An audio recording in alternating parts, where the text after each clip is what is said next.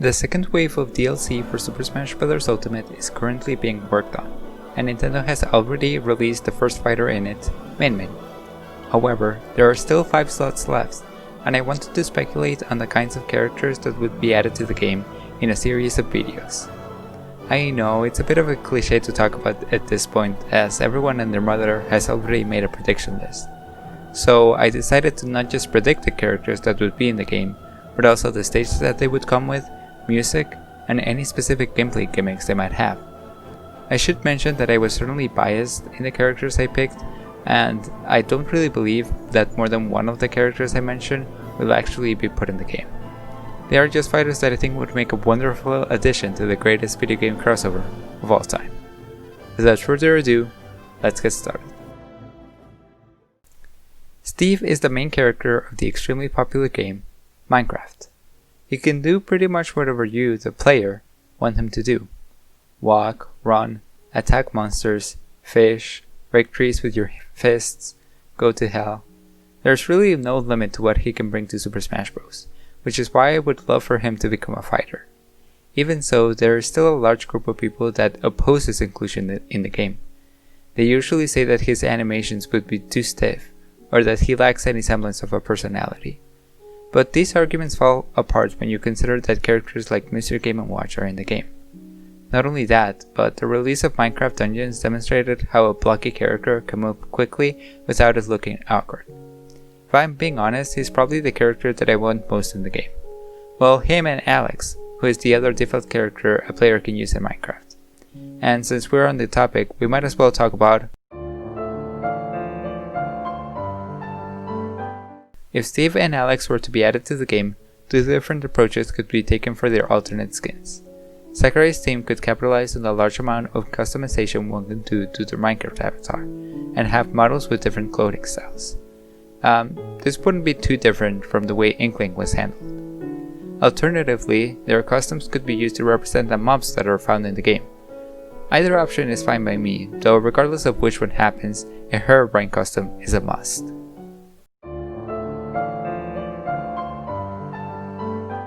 Let's talk about moves now. There are many potential movesets for Steve and Alex, either by using their complete arsenal of tools spread across every input, or by focusing on a few single weapons for their entire moveset. They could also carry certain items like a flint and stone or TNT for special moves. Due to the heavy emphasis of construction in the game, they might also have the ability to create and place blocks in a match. I know this sounds like a completely insane idea, but if anyone were to pull it off, it would certainly be Sakurai's team. Perhaps it could be restricted so that Alex and Steve can only place 3 blocks at a time, and it would break if it is hit multiple times. The blocks they use might also be different and have properties that correspond to their material, such as a sand block being able to fall by gravity but not a dirt block. This would allow for the use of a specific block inserted in specific situations, like using the previously mentioned sand block as a way to edgeguard. There are also quite a few options when it comes to the final smash, the most obvious one being Alex and Steve summoning one of the bosses in Minecraft, either the Wither, the Ender Dragon, or the Elder Guardian. Of these, the most likely one would probably be the Ender Dragon, as it is the game's final boss. They could also wield a powerful weapon for a short time before it breaks, such as an enchanted diamond sword or axe. When it comes to the taunts, I think that their down taunt should be them throwing an ender pearl on the floor, and then teleporting, similar to the way Mega Man's down taunt works. For their up taunt, I think they should have the eating meat animation that happens in the game. For their side taunt, I think they should use a flint and stone to create a small fire animation.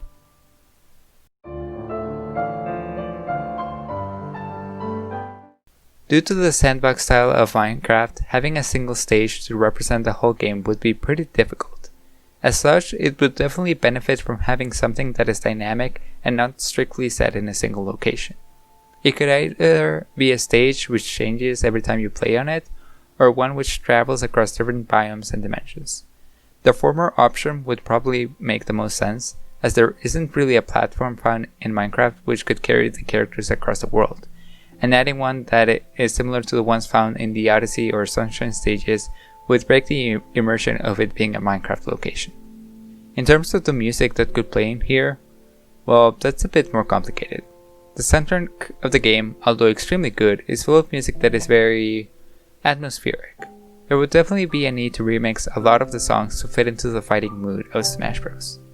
This is not impossible, after all Animal Crossing also contains a lot of atmospheric music, but it would still be somewhat difficult to do. Of the tracks that are most likely to get remixed, I think they should be Subwoofer Lullaby, Sweden, Wet Hands, Dry Hands, Mice and Venus, Mutation, and of course, Minecraft. These are only the songs that I am familiar with, but I'm also aware that there have been new songs added over time, and especially with the Nether update. These could very well get remixes too. There is one last piece of music worth discussing, that being the final victory theme that plays when a character wins a match. For Steve and Alex, I think they would get a tune with the starting notes of Minecraft. This already plays at the end of a lot of Minecraft promotional videos, and so seeing something similar to it wouldn't be too out of place.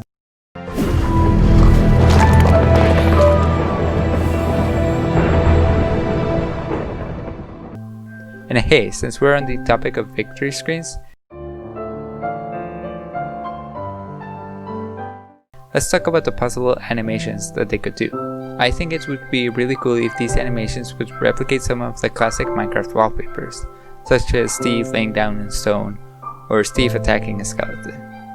The third one could also be Steve getting attacked by a creeper or any other mob, really. One last thing I wanted to mention is the icon of the character.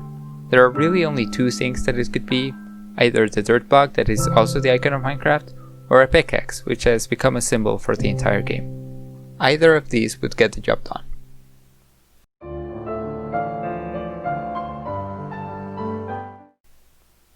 Minecraft has been one of the most influential games of the past decade. It has spawned a new generation of gamers who are able to create some beautiful things, either through the game's creative mode, written inventions, or even just by playing the game. With the amount of cultural impact it has had, I really feel like the franchise has earned some form of representation in Smash Bros. It's also not an impossible thing to happen, as Nintendo is on good terms with Microsoft, and Sakurai himself has stated that he likes playing the game. The only thing preventing him from appearing would be the possible addition of Master Chief from Halo. He is the stable character that represents Xbox as a whole, and he would most definitely make for a great fighter. Even so, I firmly believe that Alex and Steve deserve the spot just a little bit more.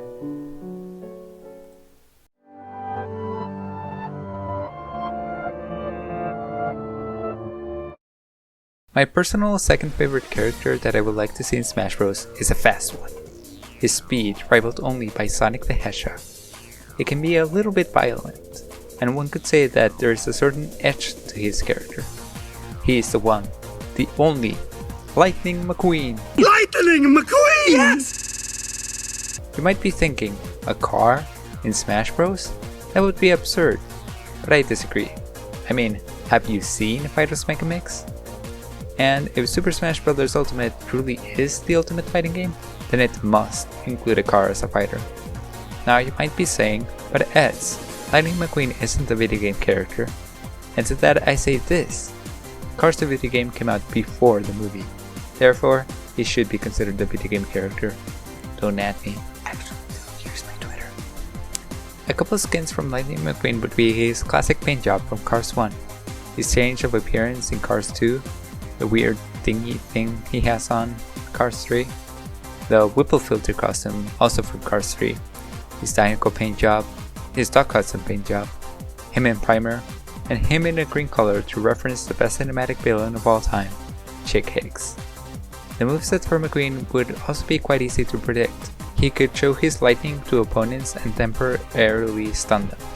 Another ability would be him using turrets, much like he does in the Cars 2 video game, because the first thing that comes up to my mind when I think of cars is guns. When McQueen falls off a cliff, he can recover by using a hook, much like what Finn McMissile does in Cars 2. You may be asking, is this not the same recovery that the last two DLC characters have? For the final smash, Frank would get on the field and destroy anyone who is close to the ground. McQueen's up taunt would certainly be him saying ka-chow. His side taunt could be him saying remember, with a little rusties and an insane amount of luck, you two can look like me.